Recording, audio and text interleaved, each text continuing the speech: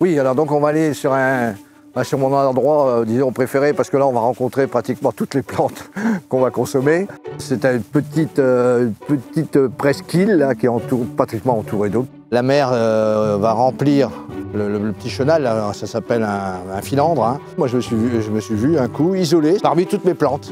Tout seul au monde sur cette petite partie de terrain. C'est mon île à moi. Ces plantes elles sont dans la vase, dans la slick. Ça s'appelle la slick, c'est assez noir. Hein. C'est des plantes qui se décomposent et qui est mélangée avec le sable. Là, on va marcher dans les salicornes, dans l'astère maritime, l'aubione, le pompon. On a tout à nos pieds, là, on n'a plus qu'à se mettre à table. L'avantage, c'est que tout ça, c'est souvent, disons, baigné par la mer, par l'eau, quoi. Donc voilà, ça c'est... Elles adorent, elles vont se gorger de sel, elles ne se dessèchent pas au soleil. Les voilà les pompons. Alors la soude maritime, tac. Voilà, le petit pompon, vous voyez, c'est pour ça on le retourne et puis ça nous fait un pompon, quoi. Alors ça, moi, ma préférée, c'est de faire, disons, une pâte à beignet. Donc la tremper dans la pâte à beignet et tout de suite la faire frire et la croquer comme ça. Alors ça, c'est génial. Voilà, alors donc là, on a un champ magnifique d'astère maritime, hein, qu'on appelle l'oreille de cochon. Hein. C'est la crème des crèmes, là, voilà. Ces petites oreilles de cochon là, ça c'est tendre, hein. Ça se mange tout seul, ça.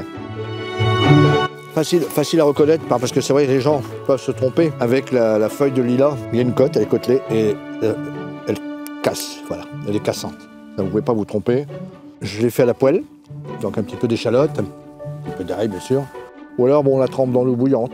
Là, je les repasse à la poêle et je termine avec une petite cuillère de crème fraîche. Donc un petit peu la recette des épinards, comme c'est les épinards de la mer. Toc, et voilà. Donc là nos salicornes. Celle-là, ouais, c'est le summum. Ah ouais, il n'y a pas de fil, rien, ça. La recette de la salicorne, bien sûr, au vinaigre. Alors, je prends du vinaigre d'alcool coloré et je complète avec de l'eau.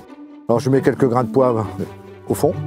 Je mets mes salicornes, mon mélange, et je termine par une feuille de laurier et un petit bout de thym. Et hop, je ferme. Et vous mangez ça 3 mois après, et là, il est croquant.